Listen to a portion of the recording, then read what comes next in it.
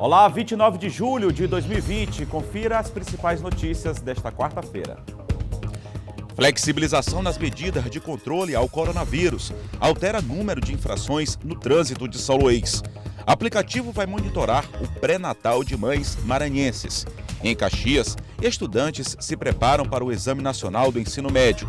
Saiba como os 3 grandes clubes da capital maranhense estão se preparando para a volta do campeonato estadual, já neste próximo fim de semana. E veja também a vitória do Ceará contra o Fortaleza pela semifinal da Copa do Nordeste.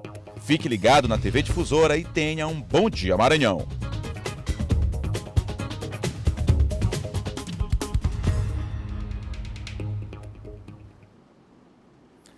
Uma ótima quarta-feira a todos. A gente segue aqui com muita informação, coladinho com o Bandeira 2, agora há pouco com o Silvan Alves. A gente segue hoje comigo, Eduardo Ericeira, levando muita informação para você que nos acompanha em casa, agora 7 horas e 1 minuto. A gente sempre às 7 horas começando com o Bom Dia Maranhão. Informação com muita responsabilidade, trazendo as principais notícias de todo o estado do Maranhão, as nossas praças, prestação de serviço. Daqui a pouco o Silvan volta a falar sobre segurança. John Coutrin trazendo os bastidores da política. Tem muito futebol. Ontem um show de transmissão aqui pela TV Difusora, entre o clássico cearense, clássico nordestino entre Ceará e Fortaleza. O Ceará levou a melhor, já está na final da Copa do Nordeste. Hoje tem a segunda semifinal, vai ser decidido aí outro finalista entre Bahia e Confiança, claro. As grandes finais, né, já que são 2 partidas, sábado e terça-feira, com transmissão ao vivo também aqui pela TV Difusora, em canal aberto, exclusivo. Vamos falar de futebol também, a volta do Campeonato Estadual já neste final de semana, quer dizer, muita informação para você. Destacando também, claro, a prestação de serviço. Daqui a pouco a gente vai mostrar como é que está o trânsito aqui em São Luís, mas já começa com a informação.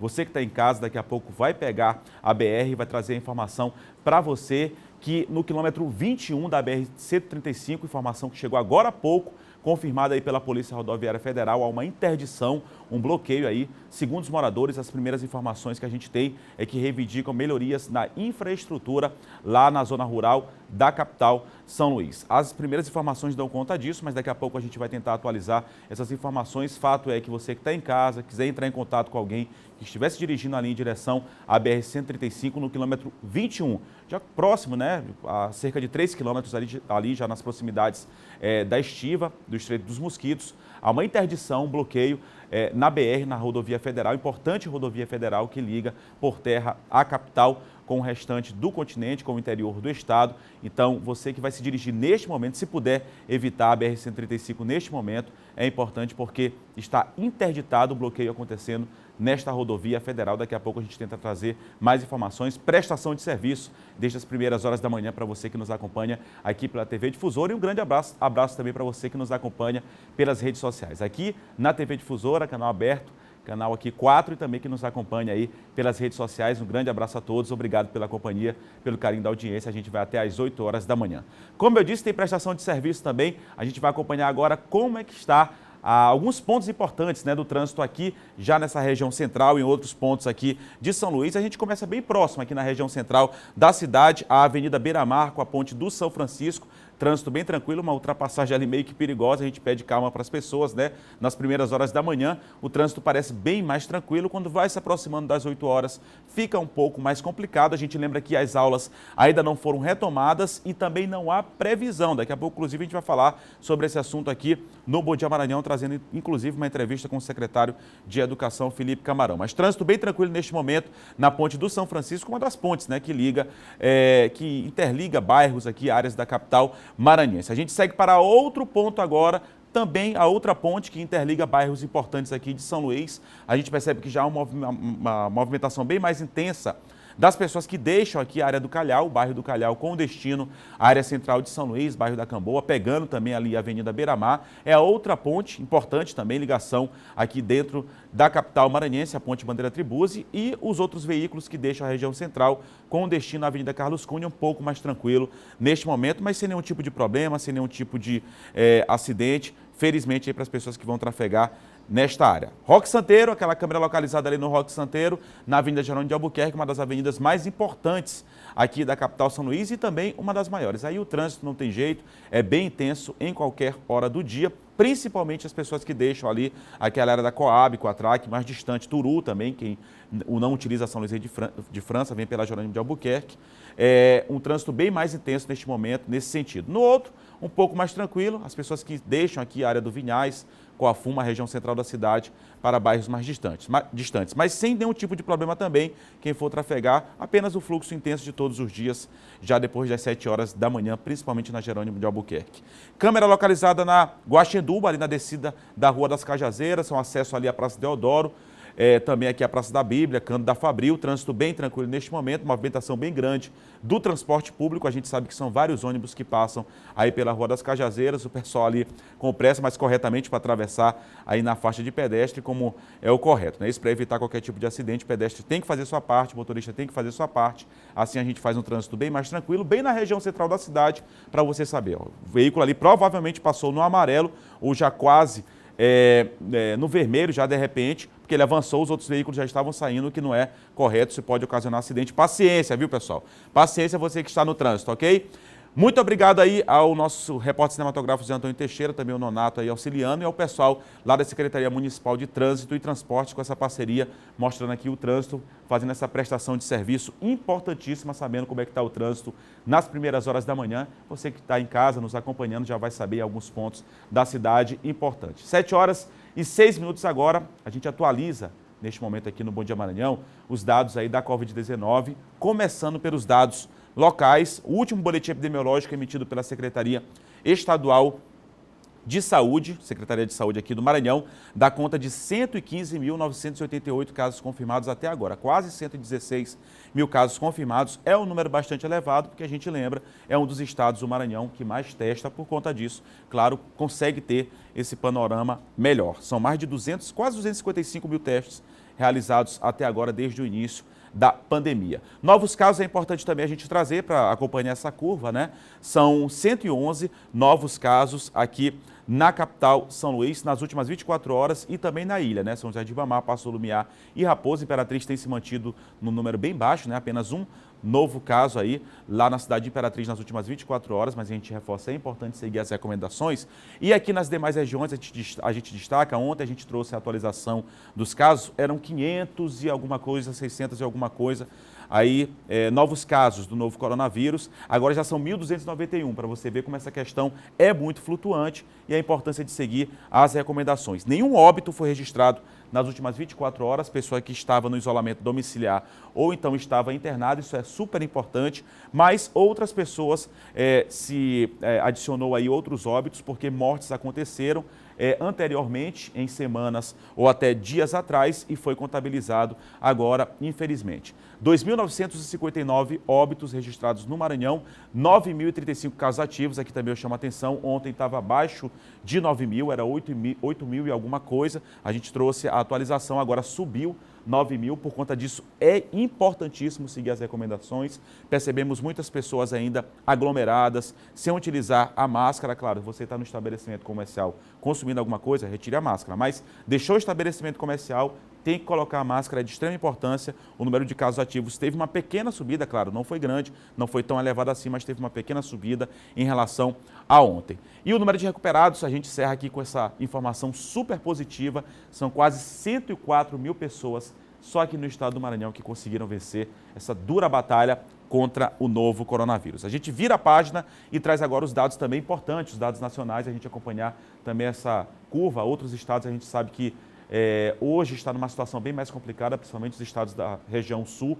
e também alguns estados da região sudeste e centro-oeste. A gente torce para que os estados, o Brasil como um todo, consiga aí se recuperar, voltar à normalidade e vencer essa batalha contra o novo coronavírus. Dados nacionais, casos ativos, confirmados até agora, 2 milhões, a gente se aproxima, eu falava desde o início da semana que pode romper essa marca dos 2,5 milhões. A gente está com mais de 20 mil casos confirmados ainda por dia, é um número bastante elevado, já somam aí 2.483.191 casos confirmados até agora em todo o país. O número de óbitos, isso aqui é só nas últimas 24 horas, certamente são 921, o número de óbitos já é quase 90 mil, a gente que traz a informação todos os dias, né? Estava em 87 mil, quase 88 mil ontem, já são quase 90 mil mortes em todo o país, lamentavelmente. Novos casos são 40.816, isso só nas últimas 24 horas, a gente chamava também a atenção, ontem era 26 mil, alguma coisa próximo a isso, agora já são mais de 40 mil casos, isso só nas últimas 24 horas. em acompanhamento ou no isolamento domiciliar, claro, os casos menos graves, ou então internados, aí pacientes internados em hospitais públicos e particulares, o número é bastante elevado ainda, 673.092 pessoas em todo o país. O número de recuperados também bastante elevado, satisfatório, que é o número que a gente gosta mais de divulgar aqui, né? É o número principal, são pessoas que venceram essa batalha contra a Covid-19, 1.721.560 pessoas já conseguiram se recuperar contra aí o novo coronavírus. Está aí os dados atualizados daqui do estado do Maranhão e também de todo o país, segundo o último boletim epidemiológico emitido aí pelo Ministério da Saúde. E aqui, claro, a fonte oficial é a Secretaria Estadual de Saúde.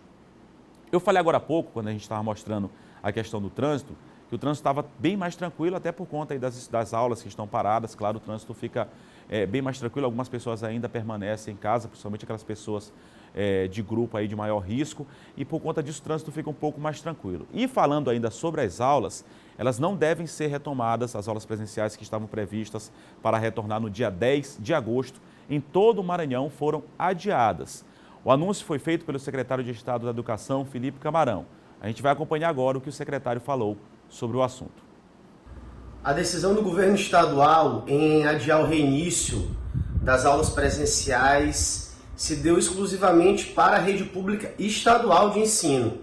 E ela foi decorrente de uma consulta formulada à comunidade escolar, em especial professores, pais, mães responsáveis e estudantes, que responderam o questionário formulado pela SEDUC e também em diálogo franco com o Sindicato dos Educadores do Maranhão, e uma parte muito significativa, demonstrou insegurança com o retorno às aulas.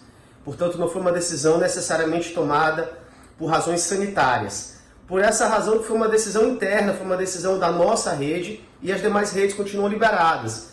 As redes municipais, a rede privada, e nós orientamos pais, mães responsáveis, as demais comunidades que procurem seus gestores, suas secretarias municipais respectivas, suas escolas, para que dialoguem e, se sentirem seguros, podem voltar, porque, repito, as condições sanitárias, segundo dados da Secretaria de Estado da Educação, dados que são divulgados inclusive nacionalmente, demonstram que a taxa de contaminação está caindo no nosso estado. E, claro, se houver qualquer outro tipo de perigo para a população, o Estado poderá posteriormente interferir. Também iremos estudar medidas pedagógicas para outras modalidades, como para a educação indígena, educação quilombola, para estudantes com deficiência, e vamos fazer de tudo para garantir aquilo que está certo na Constituição Federal, que é a garantia da educação para todos. Tá aí então a palavra do secretário de Estado da Educação, Felipe Camarão. É uma decisão delicada, né?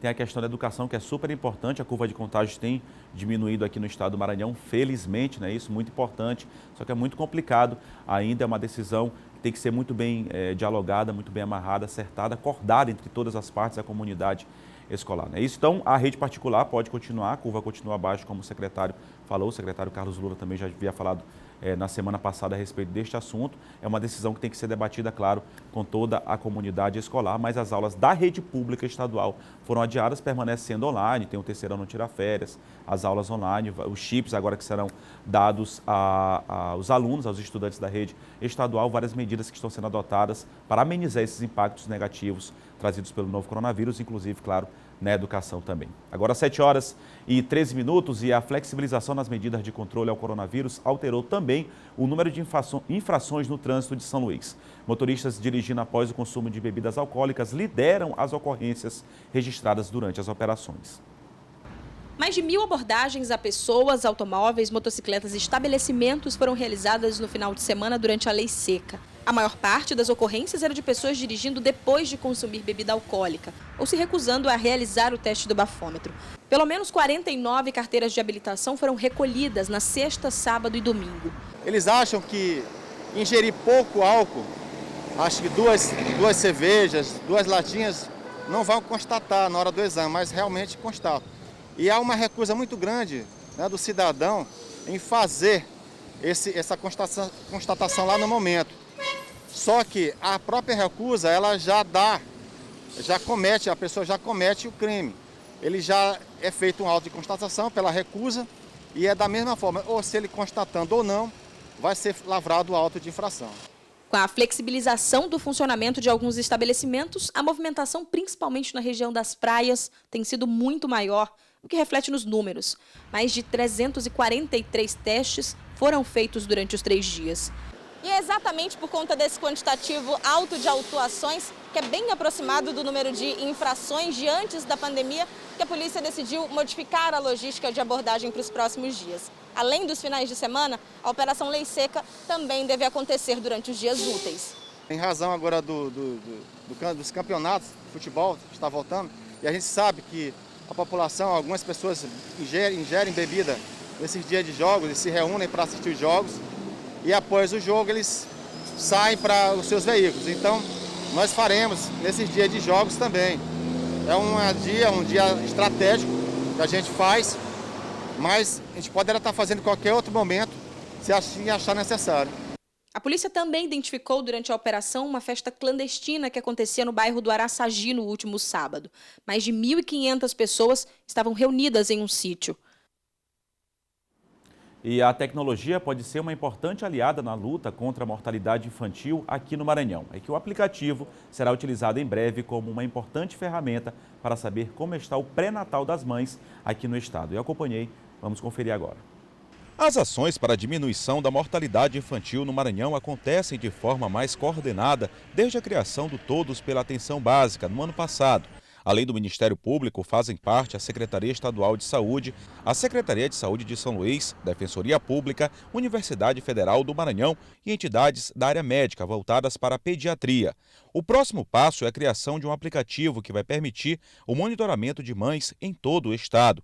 Segundo a coordenadora do Centro de Apoio Operacional da Saúde, do Ministério Público, o ponto-chave neste processo é saber como a mãe está fazendo o pré-natal. Local onde esse pré-natal foi mal ofertado, ou foi ofertado de maneira incompleta ou com alguma inconformidade, que eles possam ser acionados em tempo real, possam ser notificados da existência dessa criança, da existência desse parto, dessa inconformidade, desse pré-natal que poderia ter sido melhor e possam então iniciar o seu trabalho, enfim, uma investigação, instaurar um procedimento, fazer a interface junto com a Secretaria Municipal de Saúde desse município de origem, e com o tempo a gente qualificar, melhorar esse pré-natal para evitar esse nascimento prematuro e para impactar os índices de mortalidade infantil, que no Maranhão ainda infelizmente são muito altos. Um grave problema é que não há o investimento correto feito pelas prefeituras maranhenses na atenção básica.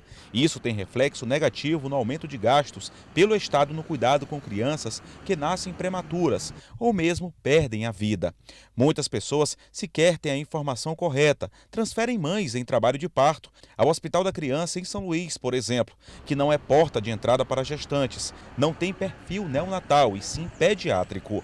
O aplicativo já está em fase de testes e deve ser lançado em breve. A previsão é de 30 ou no máximo 60 dias. Tendo a capacidade e a função de tirar da invisibilidade essa criança, né? Mas também que num longo prazo, qualificar a nossa investigação, qualificar a nossa intervenção, qualificar a atuação dessas instituições, Ministério Público e Defensoria na base, para que juntos possamos promover realmente a melhoria desses índices que são terríveis. Pois é, Ministério Público, Defensoria Pública, Secretarias aí de Saúde, importante para a gente reduzir a mortalidade infantil aqui no Maranhão. 7h18 e termina nesta sexta-feira a campanha contra a febre aftosa no estado. Na região Tocantina, muitos criadores ainda não vacinaram o gado. A intenção do governo do estado é dar mais tempo para os produtores, atingindo a meta de cobertura vacinal. A estimativa é vacinar mais de 8 milhões de bovinos e bubalinos em todo o território maranhense. A Agência Estadual de Defesa Agropecuária do Maranhão, AGED, informa que os produtores devem imunizar todo o rebanho com animais de todas as idades.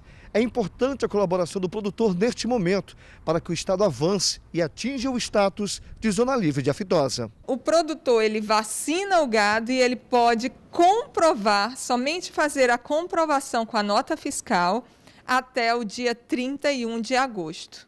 A AGED quer realizar uma campanha de forma segura para os produtores rurais e demais envolvidos nesse processo de vacinação. De acordo com Fernanda, protocolos de saúde durante a vacinação e na comprovação deverão seguir todo um cuidado sanitário. Devido à pandemia, nós colocamos outras formas de comprovação que o produtor tem acesso para que nós consigamos realmente alcançar os índices que nós alcançamos em etapas anteriores. Fernanda ainda informa para os produtores comprovarem também as vacinas contra raiva e brucelose.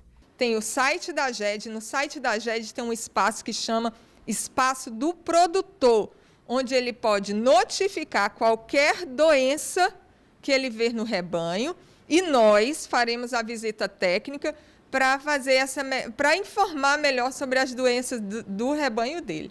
É importante a vacinação e também a notificação. Confira agora o nosso giro de notícias. De hoje até sexta-feira estarão abertas, no site do Fundo de Financiamento Estudantil, as inscrições no processo seletivo para o segundo semestre de 2020. O resultado será divulgado no dia 4 de agosto. Segundo o Ministério da Educação, o período para a complementação da inscrição dos candidatos pré-selecionados será de 4 a 6 de agosto. A Agência Estadual de Mobilidade Urbana e Serviços Públicos, AMOB, anunciou que a partir desta sexta-feira, o serviço de ferry-boat terá novos horários de embarque e desembarque. Ao todo serão 18 travessias diárias, 9 no sentido terminal Ponta da Espera para o Cujupe e outras 9 do terminal do Cujupe para a Ponta da Espera. O Instituto Federal do Maranhão, campus Porto Franco, lançou o projeto de extensão que irá ofertar um curso de conversação em língua inglesa, em nível intermediário gratuito para a comunidade. As aulas iniciam em agosto e encerram em dezembro deste ano. O curso está dividido em 6 módulos e é totalmente gratuito. São ofertadas 40 vagas e as inscrições estão abertas e prosseguem até às 23 horas do dia 30 de julho. As inscrições devem ser realizadas por meio de formulário eletrônico disponível na internet. E no próximo bloco, o Silvan Alves destaca os assuntos da área de segurança. E mais, distribuídos termômetros digitais que serão usados na retomada das aulas aqui no estado do Maranhão. Agora são 7 horas e 22 minutos, a gente vai ao rápido intervalo com imagens ao vivo da Avenida Beira-Mar, o intervalo é rapidinho, 7h22, a gente volta já já.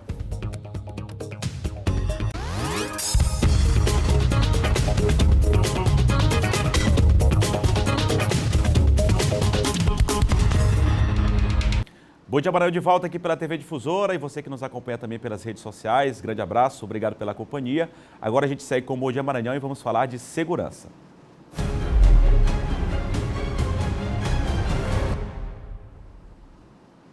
Já aqui comigo, Silvan Alves. Muito bom dia, Silvan. Bom dia, Eduardo. Bom dia a todos. Silvan, a gente começa com um caso de uma troca de tiros, me parece que aconteceu. Ainda não se tem informação concreta, mas uma pessoa que acabou sendo baleada, duas na verdade. Sim. Uma foi baleada, foi hospitalizada, foi socorrida e outra que acabou morrendo, né? Isso, exatamente. Esse tiroteio, Eduardo, aconteceu no ônibus da linha Bequimão e Pazzi, no início da noite de ontem, lá na rua 25, ali bem próximo da unidade mista lá do Bequimão. O motorista, os passageiros não entenderam bem o que aconteceu. Tanto é que o motorista, mesmo com tiroteio dentro do ônibus, ele dirigiu o ônibus até a porta da unidade mista, né? Onde infelizmente já tinha uma pessoa baleada no assoalho do ônibus, que é o rapaz que morreu. Ele deve ter aproximadamente entre uns 20 anos, e o outro saiu do ônibus correndo e entrou na unidade mista já baleado, né? Pedindo socorro. Ele foi atendido lá, o primeiro atendimento foi feito lá na unidade mista, e depois ele foi transferido para o Hospital Municipal de Jalma Marques, o Socorrão 1. As hipóteses com as quais a polícia está trabalhando é de que não houve voz de assalto. Isso é unânime, os passageiros, o motorista, não é, disseram que não houve voz de assalto. O que a polícia supõe é de que pode ter ocorrido um encontro entre integrantes de facções rivais, não é, e que acabaram se confrontando dentro do ônibus. Há uma outra versão, já que os passageiros ficaram realmente muito nervosos, muito assustados, mas parece que havia um passageiro, e eles não abordaram o ônibus para roubar o ônibus, mas parece que teriam abordado essa pessoa, esse passageiro. Esse passageiro estava armado e teria reagido, né? E teria atirado nessas duas pessoas aí. Elas já estão identificadas, a polícia já tem a identificação do que morreu, né? E também desse que está baleado. Como já disse, tem essas duas hipóteses, né? Que a superintendente de homicídio, atenção à pessoa que foi ao local, deve passar para o delegado que vai dar prosseguimento nas investigações a partir a partir de hoje. Claro, imagina o susto que estava dentro do ônibus, tem que ser investigado, claro. A pessoa acabou morrendo, outra saiu baleada. Silvana, teve uma imagem aí que repercutiu muito nas redes sociais, um fato inusitado e até lamentável, né? Que foi uma briga. A gente pede tanto para as pessoas não aglomerarem, a briga já é uma coisa errada, nesse momento também que as pessoas não têm que aglomerar. Enfim, uma briga que aconteceu no terminal de integração aqui de São Luís, né? No terminal de integração do São Cristóvão, né? Teve uma primeira briga envolvendo lá 2 senhores aí, que acabaram saindo no tapa, porque o de vermelho aí estaria usando a máscara, até a máscara caiu lá, né? Porque estaria usando a máscara de forma incorreta, o senhor lá foi reclamar para ele e eles acabaram entrando em confronto, em conflito lá, saíram no braço mesmo, literalmente, né? O que chama atenção também é que muita gente gravando, ninguém foi separado. Só depois de um tempo que foi separar, a Polícia Militar também apareceu Isso, lá. aí depois chegou a Polícia Militar também, e esse terminal aí, a responsabilidade dele é do consórcio Pão Açúcar, né? Portanto, a segurança lá é muito vulnerável, a segurança aí nesse terminal, tanto é que muitos assaltos que ocorrem nessa região lá, os indivíduos entram lá, embarcam no terminal da integração lá do São Cristóvão. Depois dessa aí, houve uma outra briga já dentro do ônibus, 2 mulheres se engalfinharam também dentro do ônibus da linha Cajupari Terminal. Né? Por causa da máscara também, Simone? Não, essa outra briga lá foi uma discussão lá, porque uma parece que bateu na outra e tal. São motivos bobos, né, dentro do ônibus. Elas acabaram entrando em conflito, se agarraram pelo cabelo, aí foi uma luta para separarem essa dentro do ônibus, né? Então, são 2 casos aí dentro do transporte público, do transporte coletivo, que não deveria estar acontecendo. Já mostramos o caso do tiroteio dentro do ônibus, né? E, infelizmente, essas brigas aí no terminal e outra também dentro do ônibus. Situação delicada. E a questão da máscara, a pessoa tem que utilizar cobrindo a boca e o nariz, né? Para evitar o contágio. Usar de forma correta. Todo mundo já tem essa informação. Se só para a gente finalizar, teve um acidente grave lá em Grajaú, 2 pessoas acabaram morrendo carbonizadas. Não foi bem um acidente, Eduardo. A polícia trabalha com a hipótese de uma execução. Era um fazendeiro conhecido como Solon, ele é dono de uma propriedade lá, e aí o corpo dele foi encontrado com uma outra pessoa, um outro homem, que ainda não está identificado pela polícia. Eles foram levados para uma estrada vicinal, lá no povoado Sabonete, que fica lá no município de Grajaú, e lá eles foram mortos, executados, e depois tocaram fogo nos corpos e no carro, né? Os corpos foram, inclusive, encaminhados para o IML lá da cidade de Imperatriz, onde deve ser um laudo com a causa-mortes e etc. A polícia trabalha com 2 hipóteses, ou de queima de arquivo, ou de um crime praticado por vingança. Isso depende agora do levantamento que deve ser feito da vida pregressa, tanto do Solon quanto também da outra pessoa que deve ser identificada ainda pela polícia. Pois é, chama atenção a maldade, né, Maldade, crueldade, muito cruel. Tá, Silvana, obrigado aí pela sua participação. Silvana está com a gente no Bandeira 2 a partir das 6 horas da manhã. Obrigado, Silvana. Bom trabalho para você. Bom dia. Uma ótima quarta-feira para você, Silvana Alves, às 6 da manhã, trazendo aqui as principais informações na área da segurança, na área da comunidade também, líder de audiência aqui com o Bandeira 2 na TV Difusora. 7 horas e 30 minutos e em Caxias, estudantes seguem com a preparação para o Exame Nacional do Ensino Médio. Com a reabertura dos cursinhos, a atenção está voltada também para as medidas de prevenção. Estudar nunca foi tarefa tão difícil. É que agora, além da atenção redobrada com o conteúdo, o estudante tem que ficar de olho nas medidas de prevenção contra a Covid-19. Tudo mudou. Para entrar nesta sala, é preciso lavar bem as mãos na pia, instalada na entrada. Passar álcool em gel, estar usando máscara e esperar alguns minutos para medir a temperatura. Além disso, o número de alunos está reduzido em 80%. Apenas 10 estudantes aprendendo de forma presencial. Os outros estão em casa, acompanhando a aula virtualmente. Nós seguimos as orientações necessárias diante da OMS, todos os decretos do governo do estado, tudo isso para dar aquela segurança para o aluno. O Gustavo faz parte desta turma. Hoje acompanha de casa a aula. Diz não sentir dificuldades. O estudante vem se preparando para o curso de formação de oficiais. Período difícil e muita gente está passando dificuldade. Mas é nessas horas que a gente tem que botar o pé na frente e estudar e sem parar. Quem também se prepara para o CFO é o Breno. Vai tentar pela 2ª vez o vestibular Paz. A prova ainda não tem data agendada, mas esse é o tempo que ele aproveita para reforçar os estudos. Eu fico mais tranquilo porque tem mais tempo para se preparar para a prova. É bastante ansioso, né? Porque é uma prova que pode mudar minha vida. Mas Mas os tempos de incerteza aos poucos vão cessando. Até o Exame Nacional do Ensino Médio, Enem, já tem data para acontecer. Adiado após pressão dos estudantes e parlamentares por conta da pandemia, as provas impressas deverão serem aplicadas em janeiro de 2021, seguidas da prova digital. Que a gente sempre tem que estar com foco, independente do tempo, se for em novembro ou janeiro, a gente sempre tem que ter focado. Pois é, tem que ter cuidado com a educação e com a segurança, claro, dos alunos. 7 horas e 32 minutos, um grande abraço para você que nos acompanha aqui na TV Difusora e também pelas redes sociais, aí no Instagram e também no Facebook, no Instagram Difusora TV e no Facebook TV Difusora. Grande abraço a todos, um abraço para o Manuel, que nos acompanha aí pelas redes sociais, também a Silvia, que está nos acompanhando, a Grazi também, que nos acompanha pelas redes sociais, Maria Luísa também, grande abraço, obrigado pela companhia e pelo carinho da audiência, e a Joana também, grande abraço, pessoal que está acompanhando a gente pelas redes sociais aí, ou pelo Instagram ou pelo Facebook, grande abraço a todos. 7 horas e 33 minutos e a partir da próxima sexta-feira, igrejas católicas vão voltar a receber fiéis para missas presenciais em Imperatriz, mas algumas restrições seguem mantidas. A presença de idosos e crianças ainda não será permitida. Quando os fiéis chegarem na igreja na próxima sexta-feira, logo na entrada, encontrarão um alerta sobre distanciamento.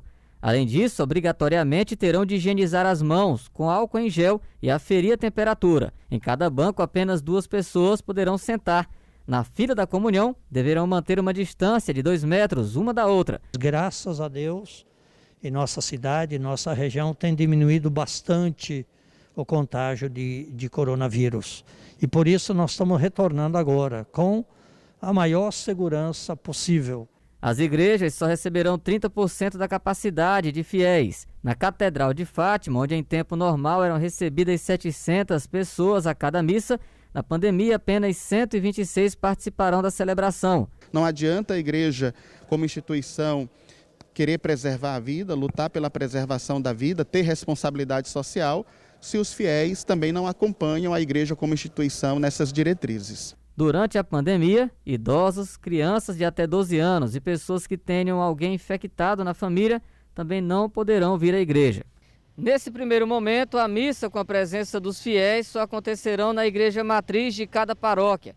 A missa nas comunidades só no mês de agosto. É o que prevê um decreto publicado pelo bispo de Imperatriz, Dom Wilson Basso.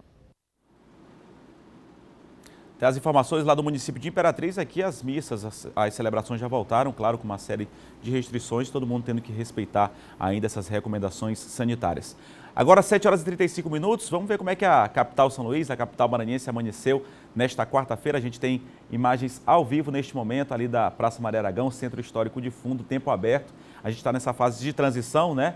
Mas São Luís amanheceu com o tempo aberto, agora céu azul, pelo menos tem poucas nuvens, né? Percebemos aqui quase nenhuma nuvem no céu, tempo bem aberto, sol brilhando forte, pessoal praticando sua atividade física, seguindo as recomendações é fundamental. Essa bela imagem que a gente acompanha da Praça Maria Aragão e ao fundo a região ali do Centro Histórico de São Luís. A gente segue trazendo, aí você acompanha imagens ao vivo do céu neste momento, do tempo e da cidade aqui da capital maranhense. A gente segue falando ainda da previsão do tempo para esta quarta-feira em São Luís, parcialmente nublado, com possibilidade de chuva isolada. A gente acabou de falar sobre essa questão da transição, ainda tem chovido em algumas partes aqui da capital maranhense, inclusive com ventania, né, segundo a própria meteorologia. Pode seguir aí também para os próximos meses, agosto, talvez setembro, a gente espera que não, mas ainda está chovendo aí chuvas isoladas nesse período de transição aqui na capital maranhense. Mínima de 25, máxima de 32 graus. Segunda maior cidade do estado, o município de Imperatriz, previsão para esta quarta-feira de variação de nebulosidade, parcialmente nublado e baixa probabilidade de chuva. Não deve chover na cidade de Imperatriz, na região Tocantina, termômetros oscilando entre 20 e 35 graus, a máxima pode chegar a 35 graus, calorão em Imperatriz. Município de Caxias, chuvas isoladas, parcialmente nublado e também a possibilidade de chuva isolada, assim como aqui na capital maranhense, mínima de 21, máxima de 32 graus. A gente segue acompanhando a previsão do tempo para esta quarta-feira em outras 3 cidades maranhenses. A gente segue agora para Bacabal. Previsão para esta quarta-feira de variação de nebulosidade, parcialmente nublado e baixa probabilidade de chuva. Não deve chover em Bacabal, pelo menos é o que diz aí a meteorologia. Mínima de 24, máxima de 33 graus. Itapecurumiri, mais próximo aqui à região norte do estado, a capital São Luís, não é isso? Chuvas isoladas, parcialmente nublado, com possibilidade de chuva isolada também. pode chover nesta quarta em Itapecuru-Mirim, mínima de 24, máxima de 31 graus. Agora a região bem mais para o sul do estado, nessa parte centro-sul, lá na cidade de Balsas, previsão para esta quarta-feira de variação de nebulosidade, também parcialmente nublado e também baixa probabilidade de chuva. Não deve chover no município de Balsas, já mais para a região sul do estado, mínima de 20, máxima de 33 graus. Daí você acompanha a previsão do tempo para esta quarta-feira em municípios aqui do estado do Maranhão. No próximo bloco, ainda repercute a mensagem encaminhada pelo governador Flávio Dino ao presidente Jair Bolsonaro sobre a formação de uma frente ampla para a geração de empregos. Esse é um dos assuntos para John Coutrinho no nosso quadro de política. E mais, a classificação do Ceará para a final da Copa do Nordeste. Hoje será conhecido o adversário do Vozão, o outro finalista. Agora são 7 horas e 38 minutos. A gente vai para um rápido intervalo com imagens ao vivo aqui da capital São Luís. O trânsito neste momento ali na Avenida Beira-Mar. O intervalo é rapidinho, a gente volta já já.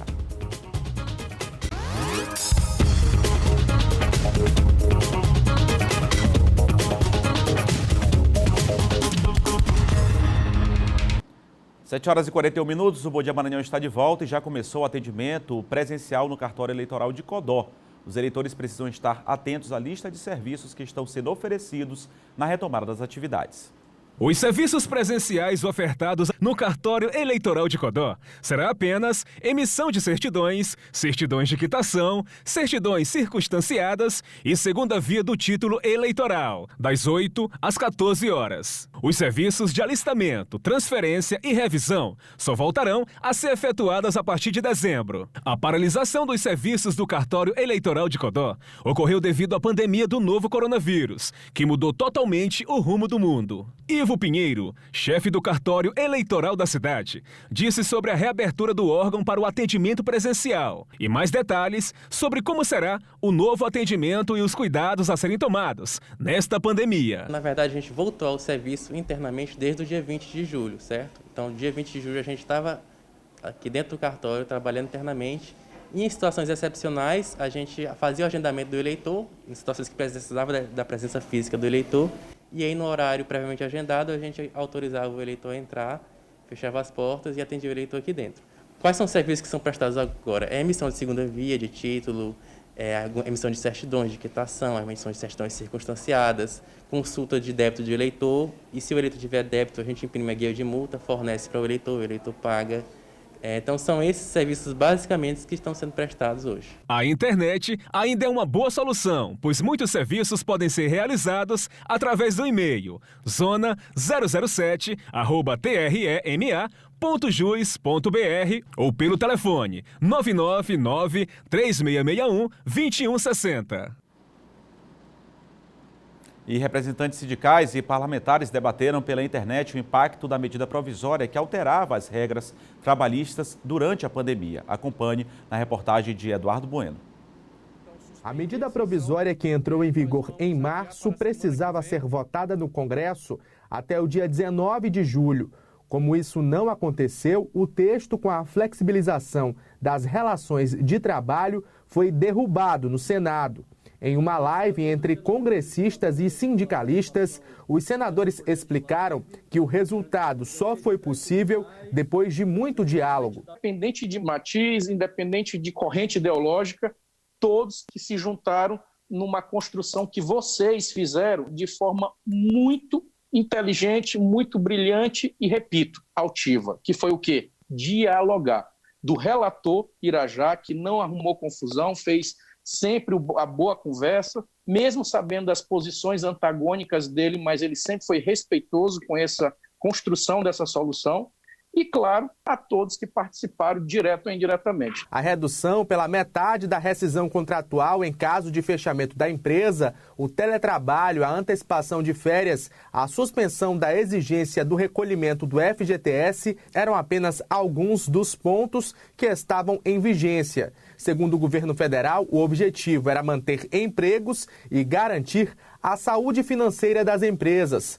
Mas este advogado trabalhista explica que a decisão, se mantida, poderia significar um retrocesso à CLT. O fato do Congresso não ter votado essa medida provisória, isso causou um prejuízo, sim, para para os empresários e para os trabalhadores também. Era importante o Congresso ter enfrentado essa medida provisória. Tinha muitas emendas, era mais de 1.000 emendas que já tinham sido apresentadas no bojo dessa medida provisória, porque ela, para enfrentamento da pandemia, ela traz mecanismos melhores, prazos melhores e facilita mais a vida do empresário e do trabalhador. As alterações que se impunham para que fossem permanentes na CLT, permanentes na legislação social, felizmente não se promoveram, e graças a um movimento orquestrado, racionalizado e organizado de todas essas entidades que estão aqui presentes. O diálogo social, ele é imprescindível, porque é através dele que se pode chegar a denominadores comuns e a questões que são importantíssimas para a legislação, em especial a legislação que afeta e que altera o mundo do trabalho. Entidades temiam o enfraquecimento dos sindicatos e um risco à saúde dos trabalhadores durante e após a pandemia, caso as regras fossem mantidas de forma permanente, já que a MP previa a suspensão dos exames médicos e dos acordos coletivos de trabalho. A medida provisória 927 ela é muito prejudicial aos trabalhadores, por isso que ela foi arquivada do Senado. Ela simplesmente proíbe que os sindicatos façam a negociação coletiva em nome dos trabalhadores com os patrões. Isso não existe em lugar nenhum do mundo. Os sindicatos sempre foram representantes da classe trabalhadora. A importância da unidade do diálogo com as entidades do mundo jurídico e particularmente com as senadoras e senadores aqui, não quero também ocorrer aqui no erro de esquecer algum, mas acho que em nome do senador Paim consigo cumprimentar todos, o senador Paim, figura tão respeitada por seus pares e também pela classe trabalhadora. E a Câmara Municipal de São Luís está realizando consultas públicas da Lei Orçamentária Anual, dessa vez de forma virtual. Confira na reportagem de Ciro Mineiro. Ao invés de presencialmente, a consulta pública ocorre de forma virtual. Na página da Prefeitura de São Luís, na internet, o cidadão poderá encontrar esse banner. Ao clicar, ele será direcionado a um questionário que, entre outras perguntas, poderá responder que setores ele considera os prioritários. Já há uns 4 anos nós optamos por esse modelo da consulta virtual, porque isso dá flexibilidade a que o cidadão possa participar na hora que ele for mais oportuna. Então, coincidiu agora, nesse ano de pandemia, nós já estarmos com essa prática desenvolvida e, para nós, portanto, não constituiu nenhum problema, nenhuma dificuldade, pelo contrário, tem sido uma experiência bastante exitosa. A Lei Orçamentária Anual, também conhecida pela sigla LOA, é apontada como uma das 3 peças que compõem a gestão orçamentária. As outras 2 são o Plano Plurianual, elaborado de 4 em 4 anos, e a Lei de Diretrizes Orçamentárias. A LOA deve ser encaminhada ao Legislativo Municipal até o último dia de agosto de cada ano. Uma ferramenta importante que serve para estabelecer as diretrizes e regras para a elaboração e execução do orçamento municipal. Quem dá a última palavra na definição do processo de planejamento e de orçamento é o Poder Legislativo. E aí o vereador tem como um dos subsídios principais para isso essas sugestões que a população deu através da consulta pública.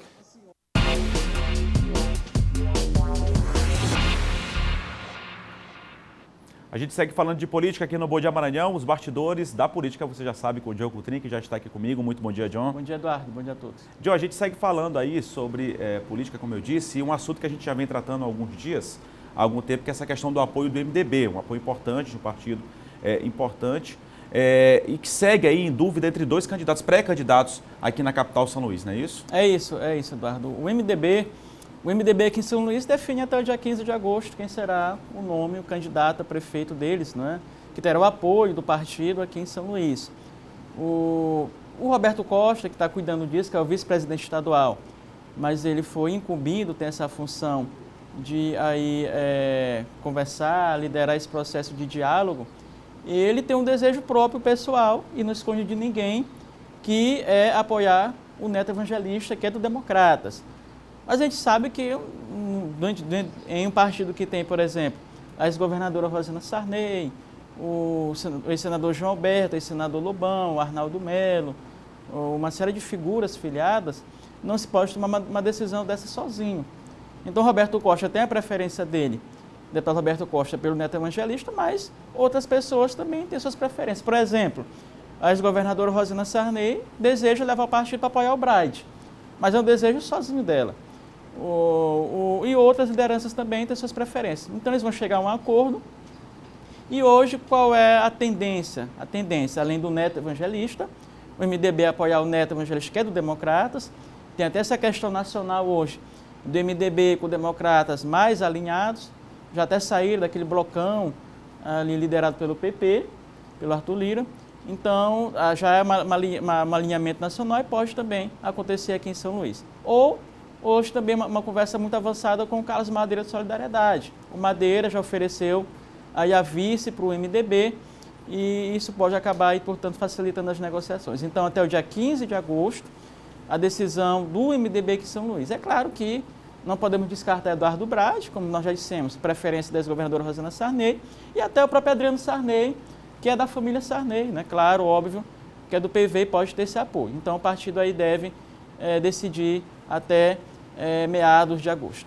John, teve mais um capítulo aqui, repercute ainda aquele pedido que o governador Flávio Dino fez ao presidente Jair Bolsonaro sobre uma ampla rede aí, um conjunto de entidades aí envolvidas para retomada da geração de emprego, né? Exatamente, esse pacto aí pela retomada do emprego foi proposto pelo governador em ofício dirigido ao presidente Jair Bolsonaro. Ele sugere, né, que o presidente Bolsonaro, governadores, entidades se reúnam e debatam sobre quais as atitudes, as medidas a serem tomadas para a retomada do emprego. Você tem uma ideia, Eduardo, há uma elevação do desemprego comparado com o trimestre passado de 12,9%, pode até ser maior, né? Porque muitas pessoas não procuraram emprego por conta da pandemia, não tem como contabilizar. Por conta disso, o governador fez essa sugestão, o presidente reagiu com ironia, disse que o governador propondo isso, pacto pelo emprego, mas o estado dele fechado. Como nós sabemos que o Maranhão não está mais fechado. O lockdown já aconteceu há muito tempo. Flexibilizou até bastante, né? Muito, até bastante. Então, o presidente Bolsonaro precisa ter uma responsabilidade institucional maior. Tem que deixar essas questões políticas, se o Flávio, concorrente dele, é presidente da República, isso tem que ser deixado de lado. Tem que ser colocado aí primeiro o diálogo institucional, responsabilidade institucional e interesse da população. Os dois devem conversar. População brasileira, né? Brasileira. Deveriam conversar, deveriam sentar e deixar, né, as divergências de lado, porque o que está importando nessa hora é emprego, é vida, é o coronavírus. E essa lógica é dizer que o Maranhão está fechado, poder até convidar o presidente para participar aí, né, que sabe, final de semana na ponta da areia aí, né, da Península. Ali já está flexibilizado até demais, até né, demais, John, em alguns locais aqui. Isso.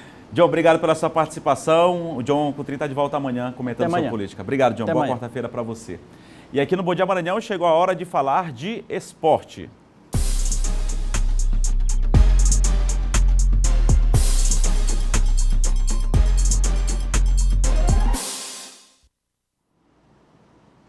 Pois é, a gente começa com a Copa do Nordeste. Foi conhecido ontem o primeiro finalista da Copa do Nordeste 2020. O Ceará levou a melhor no clássico Rei diante do Fortaleza.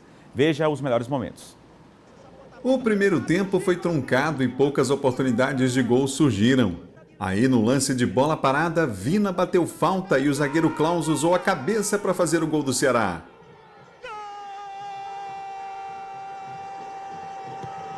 O Fortaleza não teve poder de reação e no finalzinho do primeiro tempo o Ceará ainda desperdiçou esse contra-ataque com Rick e Vina. No segundo tempo, o técnico Rogério Ceni mexeu várias vezes no time, mas poucas foram as chances criadas como nesta cabeçada de Wellington Paulista.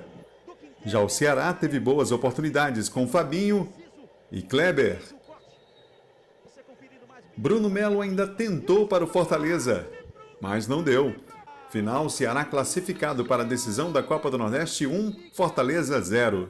Muito feliz por poder fazer um gol novamente no Clássico, né? Eu acho que eu cheguei aqui no Ceará esse ano e pude ser feliz no primeiro Clássico fazer um gol, agora de novo, um Clássico importante e que está nos colocando na final de uma competição muito importante que eu acho que vai ser muito bom para o resto do nosso ano se a gente for se sagrar campeão. Então a gente vai agora manter o foco para chegar na final bem. Estou muito feliz e hoje o grupo mostrou mais uma vez a força, né? A competência também da diretoria, né? De quem trouxe, das peças que ficaram e a gente vai fortalecendo a cada jogo aí para buscar fazer história. Pois é, outro finalista será decidido hoje na partida entre Bahia e Confiança no estádio Pituaçu, na Bahia. O jogo acontece às 7h30 da noite. A final acontece em 2 partidas, no sábado e na próxima terça-feira. E claro, você vai acompanhar aqui na tela da TV Difusora. E cresce a expectativa para a volta do Campeonato Maranhense de Futebol. Na capital, os times fazem os últimos ajustes de olho na competição. O Sampaio treinou na tarde desta terça-feira no CT José Carlos Macieira. De olho na montagem da base titular, o técnico Léo Condé comandou um treinamento já observando formações, opções e acertando o posicionamento do time em campo. O treinador aposta na motivação do grupo para reiniciar o calendário de competições de forma positiva. Recém-contratados, o goleiro Gustavo e o meia Marcinho participaram do treinamento ao lado dos demais companheiros, mas o aproveitamento de ambos no jogo contra o Imperatriz ainda é incerto, visto que chegaram por último e se encontram um pouco atrás do grupo na questão do condicionamento físico. Nesta quarta-feira, o time volta a treinar no mesmo local e na quinta faz o apronto para o jogo no Castelão, local em que vai mandar seus jogos pelo estadual e pela Série B do Brasileiro. Sexta-feira pela manhã, o time embarca com destino à Imperatriz, onde enfrenta o Cavalo de Aço no sábado às 18 horas, na volta do estadual.